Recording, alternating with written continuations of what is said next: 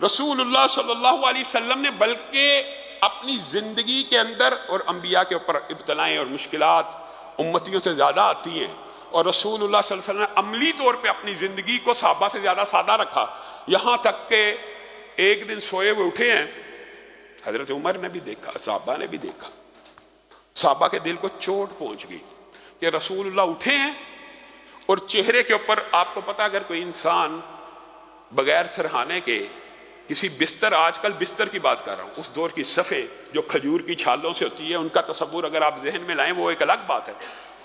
عام بستر کے اوپر بغیر تکیے کے آپ سو جائیں، آپ اٹھیں گے تو آپ کے چہرے کے اوپر مختلف نشان چادر کے اعتبار سے پڑے ہوں گے۔ رسول اللہ صلی اللہ علیہ وسلم لیٹے ہوئے ہیں، اٹھے ہیں کہ وہ کھجور کی چھال کا بستر ہے۔ آپ بتائیے کھجور کی چھال کے جو نشان ہے وہ روح انور کے اوپر جب نمودار ہوئے، صحابہ کے کلیجے ہل گئے۔ اللہ کے رسول، آپ والی بطح ہیں، آپ ریاست مدینہ کے قائد ہیں، آپ نبی ہیں، آپ خاتم النبیین ہیں، آپ کے لیے اللہ کے لیے نرم بستر کا انتظام نہ کر دیا جائے؟ آپ اٹھتے ہیں، آپ کے چہرے کے اوپر نشان پڑے ہوتے ہیں اس بستر کے، اس کھجور کی چھالوں کے۔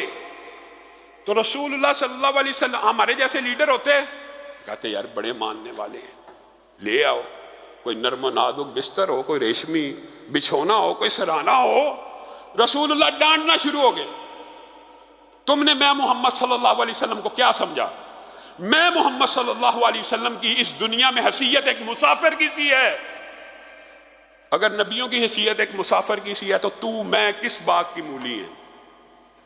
میں مسافر ہوں، جس طرح مسافر راہ چلتے سایہ آ جائے تو لیٹ جاتا ہے، کیا اس سائے کے نیچے گھروں کو بناتا ہے، آرزوؤں کے محلات کو تعمیر کرتا ہے، بلند و بانگ بلڈنگوں کو کھڑا کرتا ہے؟ مراد سمجھانے کی یہ ہے، سایہ ہے تو وہاں پہ ریسٹ کر لی۔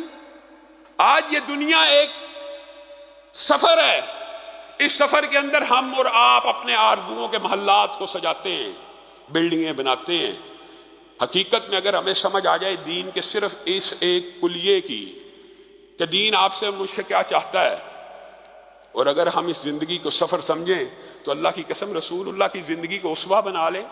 صحابہ کو سمجھا رہے ہیں میں ایک مسافر ہوں، راہ چلتے اگر کوئی سستانے کا ٹائم آ گیا، سو گیا، وہاں پہ میں کیا گھر بنانا شروع کر دوں؟ مراد یہ ہے وہاں پہ آرزوؤں کے محلات کو سجانا شروع کر دوں؟ اور ہم نے دین کو سمجھا ہی نہیں۔ ہمارا دین اس قدر خوبصورت ہے، بتائیے، جزوی طور پہ بات آئی ہے، اس بات کو کر کے اپنی بات کو ختم کریں گے۔ دنیا کے جتنے بھی قوانین ہیں ذرا ایک منٹ کے لیے اپنے ذہن میں لے کے آئیے، جو انسانوں نے بنائے ہیں، سرمایہ دارانہ نظام ہو، سوشلزم ہو، کمیونزم ہو، اشتراکیت ہو، جمہوریت ہو، جتنے بھی نظام انسانوں نے بنائے ہیں وہ ناقص، اس قدر ناقص ہیں کہ وہ کیا صرف قانون کا اول محاسب یا وجہ یا قانون کا موضوع انسان ہی ہوتا ہے نا؟ قانون کس کے لیے ہوتا ہے؟ انسان کے لیے۔ لیکن جو انسانوں نے بنائے ہیں ان قوانین کے اندر کیا دیکھیے ایک انسان کی ہر حرکت کے بارے میں کوئی لا، کوئی رول اینڈ ریگولیشن موجود ہے کہ نہیں؟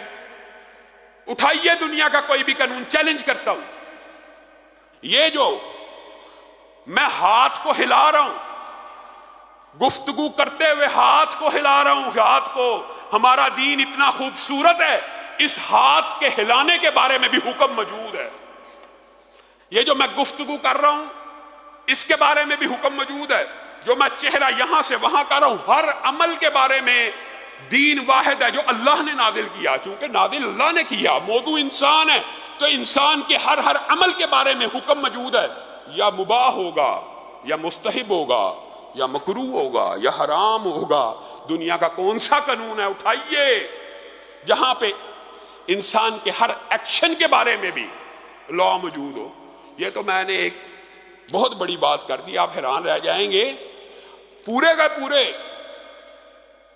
جسم، پورے کا پوری جان کے بارے میں بھی جو انسان کے بنائے ہوئے قوانین ہیں اس کے اندر ان کے بارے میں قوانین موجود نہیں، پھر بھی ہم ان کو بڑا سمجھتے ہیں۔ فیٹس، جنین، ماں کے پیٹ کے اندر، رحم مادر کے اندر قرار پکڑنے والا وہ نطفہ، بتائیے دنیا کا کون سا قانون ہے جو اس کے حقوق کو ایڈریس کرتا ہے۔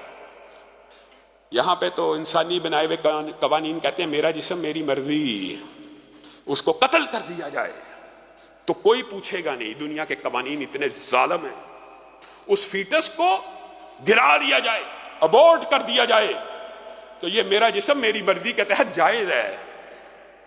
اسلام نے اس جنین کے بارے میں، اس فیٹس کے بارے میں رہنما اصول دیا۔ آپ نے اپنے دین کو سمجھا نہیں، آپ نے اپنے دین کی گہرائی کا ادراک نہیں کیا۔ اللہ رب العزت جو کہا گیا، جو سنا گیا، اس کو سمجھنے کی توفیق عنایت فرمائے۔